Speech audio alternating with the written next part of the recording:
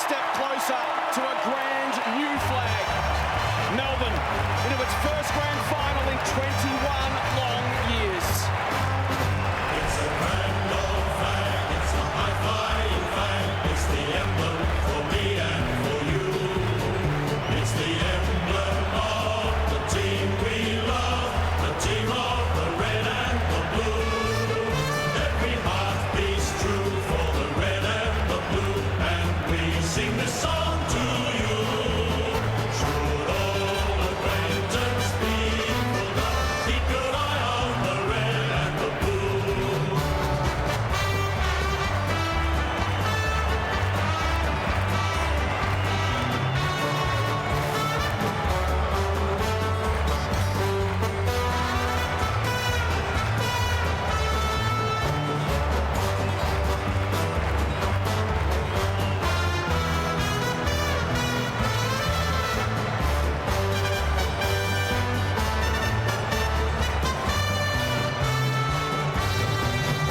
It's a grand old flag, it's a high-flying flag, it's the emblem for me and for you. It's the emblem of the team we love, the team of the red and Abs down to you. Oh, Haim, this is just incredible down here at ground level. Congratulations, Maxie. I can see the emotion in your eyes that you've just booked your spot in the 2021 AFL Grand Final in 2 weeks' time. How do you sum up the feeling? Yeah, that was a pretty long wait. 2 weeks in quarantine in a little cage, little facility in Joondalup up there. And we just really wanted to come out here and play. It was a very, very nerve-wracking 2 weeks. The rivalry that we have with Geelong, the last 5 games have been genuinely crazy, and yeah, I'm ecstatic for this group. It means so much to the supporters, means so much to everyone back in Melbourne that are doing it tough.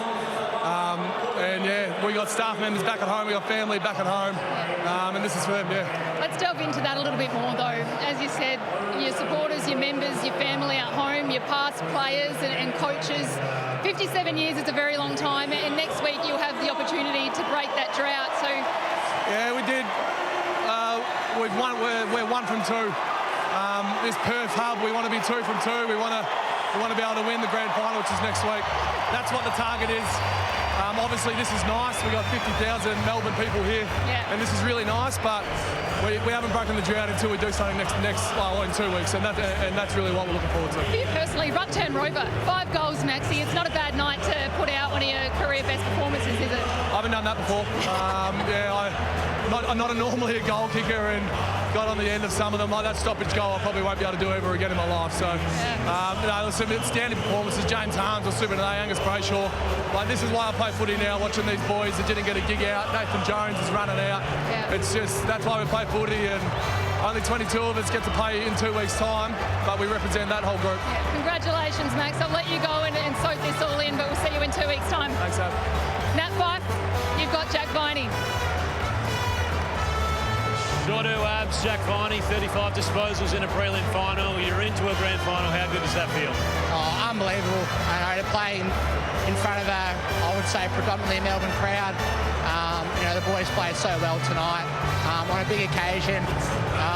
Puts us through to a grand final. So I don't think it's quite sunk in just yet. It's still hyped up from the game, but unbelievable performance, and I'm sure everyone back home in Melbourne's really enjoyed it as well. So about halfway through that third quarter, you knew you were playing in the grand final. What was the mindset? It was just to keep going, to be ruthless, to not change really. We had a really handy lead, and it's easy in those situations to go away from your game plan, but we just wanted to keep executing contest after contest, so really proud of how the boys played. You've got D's fans all over the country. They're supporting you home. What's your message for them? I hope you guys are just enjoying the ride with us. So great to have a crowd here tonight. I know there's so many D's fans back home cheering from their living rooms. So, one more to go, and hopefully we give you guys plenty more to smile about in the coming weeks. Great work, Jack. Enjoy the win. Back to you, Abby. Yeah, thanks, Nat. I've got Jake Lever here, a superstar in defence, but congratulations, you're locked in. You're going to contest a premiership in a couple of weeks' time, but it was an incredible performance. How proud are you of the boys and what you produced tonight? Yeah, so proud, Abby. Thank you very much. I think that once that Brisbane game finished, we really turned our focus to, obviously, with the week off, it's such an advantage, and the footy club did such a great job. Considering the circumstances, we're over here in Perth, locked down for 14 days. I thought the club and the boys, the attitude, not only of the 23 that played today, but the guys that come along with us. We brought our whole squad, and our training session last Friday really set the tone for the week. And what you saw in the first half especially, I thought that was really built on the week that we had. Yeah, well, there was a real concern around Maisie, Stephen May, obviously, with that hamstring in the opening quarter. It was great to see him come back out on the ground, but defensively, to hold Geelong to one goal in a half of footy in that second half, not just your back six, but from a whole team perspective, it was just unbelievable. Yeah, it was amazing. I think that's what we've prided ourselves on all year, our defence. 2 years before that, I think that we were one of the worst in the comp, and you work on it for a couple of years and it seems to come out in the big stages. And as you said, losing Steve early, but I thought he was done for the day, but second quarter he rolls around and he come back out for us, and so once the game was 60 points, 70 points, it was a great decision to take him off. And I think the big fella's a bit flat, he won't be able to play golf this week, so he'll be able to get it right, and he'll be there next Saturday. And up the ground as well, your midfield did what they do best. They were sensational, but in the forward line as well, 10 individual goal kickers, Maxi with 5, yes, Cosy Pickett with 3, but it must be so nice to have so many different avenues to go and having so many people really share that workload. Yeah, absolutely. I think that's, again, what we pride ourselves on all year. There's not really been a dominant goal kicker in our forward line, and I think what you saw tonight, when Maxi lined up and said he's kicked 5 goals, I couldn't believe it. It was fantastic effort from him. But when you've got Benny Brown attacking the ball like he did tonight, Tommy McDonald just competes hard all day, and when you bring the small guys into the game, it's a pretty dangerous game. And Jake, lastly, we can all see it and we can absolutely all feel it, but the bond and the connection that this group has, just talk to us about that quickly. Yeah, I think it's something that we've built, especially over the pre-season this year, but it's been 2 or 3 years. I think that the way that we just want to play for each other, not really worry about stats, goals, whatever it is, I think it's really evident on the big stage. It stands up. Congratulations. We'll see you in a couple of weeks. The boys are waiting for you, so we'll let you go. Well, what a night for the Melbourne Football Club. For the first time since 2000, they play in a grand final and now have the chance to win their first premiership. Their 13th in all since 1964, the last time they saluted. That time on the MCG. This time it'll be on that ground that they made their own tonight, Optus Stadium in Perth. Welcome back, everyone, to Post Game, brought to you by Industry Super Funds. When it comes to super, there's only one symbol to look for. And don't worry, we're going to be in the rooms with the Melbourne players. Here they go, Maxi Gawn and the team going in now. Nick Revolt, Jonathan Brown. What a performance from the moment when Brian Myers kicked the goal at the 5.5-minute mark of the second term to be 21 points the difference. Melbourne kicked 13 of the next 16 goals, 10 of 11 to put the game away from half-time.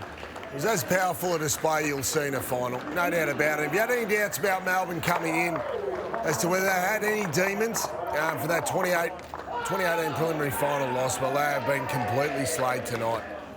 So in the rooms we go for the rendition of the grand old flag. The whole club.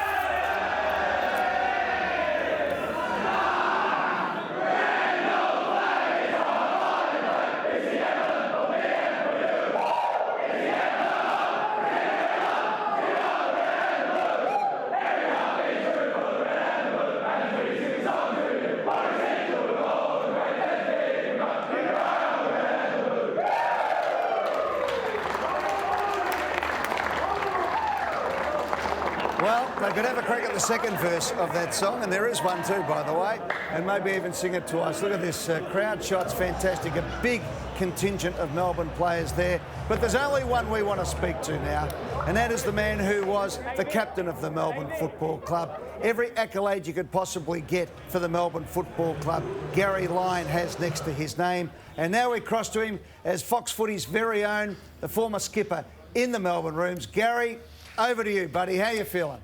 It's quite unbelievable, Ed. The boys are going to go into a meeting and then we'll grab the big fella that just about ripped it to shreds. It was, I don't know about Brownie and Rui. I've never been one to get down to the rooms. I think sometimes when you when you've been a player and a long, long time ago, you can feel that it's not necessarily the right place for us to be. Then I've always felt like that, and I'm in here now, and I don't want to be dancing.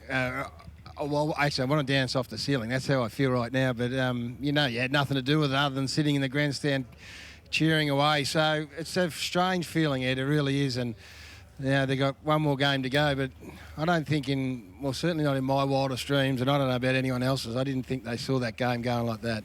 That's as good as I've seen a Melbourne Footy Club play ever, probably, in terms of their willingness to work for one another, how tough and hard they were, closed down space, the communication. I went and stood on the boundary for the last 10 or 15 minutes when it was over, and they were still barking and yelling at each other, and it's a standard that I haven't seen for a long time. And as I said before the game, the only disappointing part of all this is that there's just a legion. And my phone hasn't stopped from old teammates and old board members and family of just, they'd be at home crying, and my three boys would be sitting at home, they'd be going nuts. So they'd all would love to be at the MCG tonight. I mean, can you imagine what that would be like if that was at an MCG? So they've just restored all the pride to the Melbourne Footy Club brand, and they've got one more big step to go, whether it be against the Bulldogs or Port Adelaide, but they're there.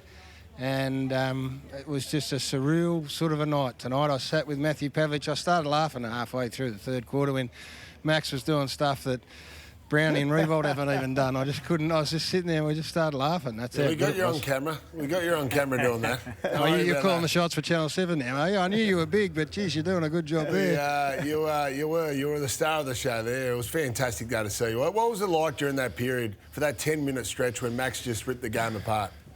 It was crazy, Brownie. It was absolutely crazy. I mean, the 2 goals that they kicked just before half-time just reminded you of what they're capable of. And we know, we've got the greatest respect for that football side, and the way they did it in those 2 goals, you just thought, well, if they open this game up a little bit, are they going to be capable? And then I heard Nick say it. I mean, and that's probably the fatalist in you, sitting there going, can they? And it was crazy. I mean, it was going to the end that we were sitting. It was a procession, and they couldn't miss. They just could not miss out of the middle. All the big studs stood up and kept getting their hands on the footy. And then, as I said, Max is doing stuff that I just looked at it and went, "What? This is not right. You shouldn't have a 211-centimetre ruckman sprinting out of the middle and bagging them from outside 50, or snatching it out of the ruck and bringing it over his shoulder." So 5 in a prelim. I said to Pav, "Who's the biggest man? Who's the biggest name in Perth ever?" He said, "Bon Scott." And I said, "Well, he's bigger than Bon right now, Big Max. He's got him covered, the big fella. He's going to be a big story." As Bon used to sing, it's a long way to the top, and they get their chance these days. Nick? Guys, based on what you saw tonight, can you stand there confidently and say that it's almost irrelevant who they play and what the opposition do in 2 weeks' time? If Melbourne play that way, their destiny is in their own hands. I'd like to, and on the back of that, you can absolutely say that, but I just know that in your wildest dreams, could you imagine, you're never going to get that again next week, I don't think, because you've got a whole different opponent. But they're very, very best. We've said, and once the season got underway, we thought that it was going to be near or close enough to good enough, and it's close enough. Well, it's good enough to get them into a grand final right now, and that's just a comprehensive shellacking. And I tell you, we will laud Max to the ends of the earth, and Clayton and Petrarca, and those kids were unbelievable today. I thought early in the game Ben Brown was sensational. He's not a kid. I thought Spargo and Bowie and Sparrow, when he came on, they're just hard and tough. So they didn't have a passenger. I like to love them. Looking at these pictures here, and it's always heartbreak, isn't there, with Adam Tomlinson and others. But yeah, that's a big night for the Melbourne Footy Club boys. That's a real big night, and they're gone in the rooms and they're going to get reset. And I think I got, as I said, bigger than Bon Scott. Sorry, mate, it's not my spot. Get in here, my friend. What's your first reaction to that?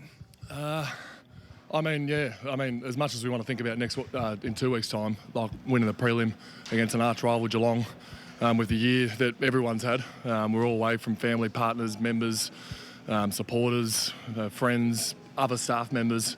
They're all sitting back home watching us, and we felt a bit of responsibility to come here and do something. And we've given ourselves the best chance in 2 weeks' time to play whoever we're playing, and it's just that's a turnaround of 2018 prelim. That's a turnaround of all this. But the 1964 drought that we all talk about, that's not over. That's definitely not over. We got another 2 weeks to be able to get that done. I was just talking to the boys here back in the studio, and they're talking about my phone just never stopped. You know, from the start of the game to the end, and you're talking about people who are back home in Melbourne and, you know, all around the country who would have travelled in a heartbeat if they could have got here. I mean, it is like you've got a great sense of them, and you particularly leading the charge there.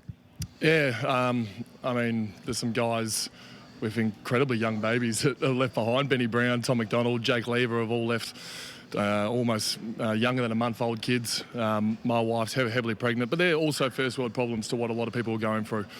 We feel a responsibility to be able to keep our job going. We've been able to fly over to WA, do 2 weeks quarantine, and now enjoy the sunshine for 2 weeks before this game. That's our responsibility to come out and perform, and to be able to do that the way that we did it the Melbourne way. We did it the way we've been playing all season. We're able to lock the ball in our forward half.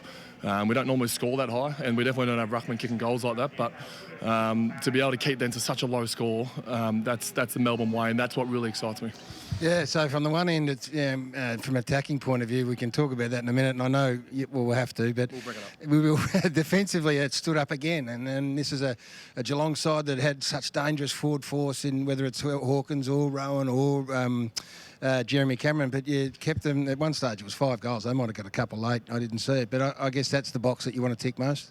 Yeah, and watching Geelong GWS, I definitely saw the Radaglia inclusion as a real big strength of theirs. To have that presence in that down-the-line contest, and he's such a big body. So to have him, Stanley and Blitzarves was there in the second half to be able to jump at the footy and leave Hawkins and Cameron deep, I thought was going to be a genuine threat, and especially when Steve went down, came back on, but he was down for the majority of the game, and you see the likes of Harry Petty. Like, I think he's still under 50 games playing on Tomahawk, who is in probably one of the best form forwards of the comp. I was super proud of that effort. But yeah, we knew they were going to bring tools, but we were able to play our way, and you look at Spargo and Cozzy Pickett and Alex Neil-Bullen, and James Harms found his little mojo as well. So I think we're really set to attack whoever it is next week, who are both in really good form as well. I think we're set to play our brand of football. 5 from a ruckman in a prelim. That's like you've written yourself into the folklore. You know, in years to come, they'll be talking about it. They'll be replaying it. I mean, where did the 5 come from? You're not supposed to be doing that out of the middle of the ground. I know I don't want to embarrass you, but it was an extraordinary performance. You're in ripping nick. I'll talk about the first because I've got until 12, so you can take it. I'll talk about the first because that's the one. If I screwed that up, I'm probably going to the bench. Now, there's one that was touched. You thought it was touched, and I've played on, but they've called to the mark. So as soon as the whistle goes and I've already played on, I've gone, I've stuffed this up, and I've pulled out a snap from 50, which is very rare, and I don't do that even at training. So that sort of got a bit of momentum, and then I was able to get Stanley was jumping really well at centre bounce to start, so I was able to get a bit of confidence in my own centre bounce jump, and then I was able to turn the tables on him a little bit and get the ball going forward, which if you take your mind back to round 23, it was a centre bounce game. We lost 5 centre bounces in a row and it cost us five goals. So we knew that was going to be a major part in this game, and we were able to get that momentum. Well, it's beautiful to see. I could talk all night, and I don't want to hold you up. You go and recover. It's just, the atmosphere right now is interesting. You know, like I come in here to the rooms and I'm thinking, I don't want to be over the top excited because I am, but you boys have got a really good handle. I'm looking around, boys just on their phones and probably getting back the messages that we've all had. So very much a focus on 2 weeks' time. Well, as much as I send the love back home, we've got a group of 45 players here, and it's one of the closest groups I've been involved in. And the best feeling that I had in that whole entire game was when I see Nathan Jones, Jake Melsham, Majak Daw, Sam Wiedemann running onto the ground after the game. That made me realise what I play footy for, and that I really just sat back and watched the 50,000 fans and seeing my mates run onto the ground that weren't able to play. And we know what Nathan Jones has done for the club. We know what Majak Daw's done this year. They're different stories, but that moment there is why I want to go in next week. As much as, yes, members back home, supporters back home, my wife, my family, your family, we all want to do it for them. I'm doing it for these boys as well. It's a beautiful story, mate. You made us all proud. Enjoy. Thanks, well done.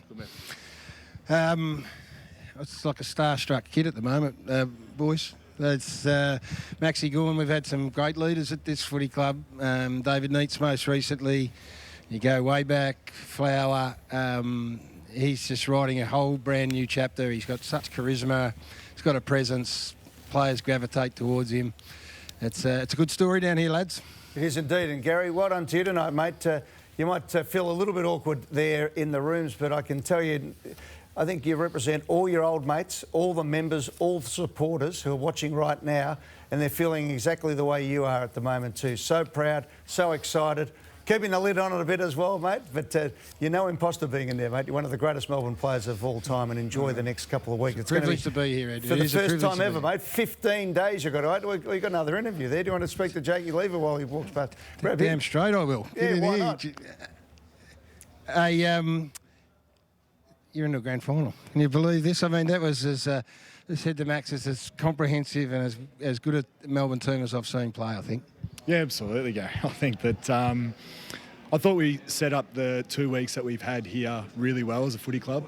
Right from, once we won the Brisbane game, we knew we had a little bit of an advantage having a week off, and what the club did under the circumstances, being over here, you're in 14 days quarantine, the way that we train, the way that, not only the 23 that played today, but the boys that have come on the trip, the way they tested it out on Friday, it was almost like we were going to flip the team and they were going to play. They trained unbelievably. They set the standard, and for us, I thought that the first half especially was as comprehensive as you could want.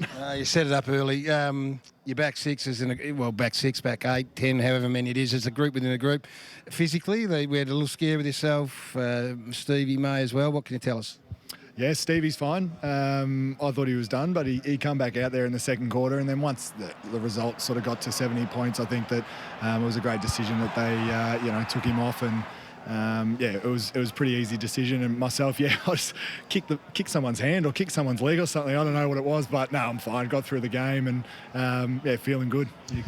What do you think these next 2 weeks? I'm not going to hold you up either because I know you've got to get back to your recovery, but what do you think these next 2 weeks will hold? How will you play it? I mean, you had a good break leading into this, but the fact is it's uncharted territory. You'll only play 2 games in a month, basically. Yeah, I think that we probably set the standard how we did it last week. I think that it was a pretty good precursor for us. So, we'll look forward to, probably the first 3 or 4 days off, recovering, making sure that we get the right amount of training in early. But once we get to next week, it's just going to be a normal week for us. And, I'm sure there's going to be some festivities and everything that the boys can really take in. And we're just looking forward to hopefully training really well this week. And then whoever we get to play in 2 Saturdays' time, we're looking forward to it. Well played, mate. I was told I'm not allowed to hug anyone with COVID. So congratulations and enjoy the next 2 weeks. Thank you very much. No, back to you, Ed. I could talk to the whole damn lot of them, but Brownie gets a bit shirty if he doesn't get home by 11:30. Exactly. I think tonight he'll get dispensation. Good on you, Gaz. Well done, mate. Congratulations, and well done to you representing all the Melbourne fans, former players and officials in the rooms tonight. It's just been a pleasure to watch you in action, bud. Congratulations. Good on you, mate. Thanks, boys. Well done.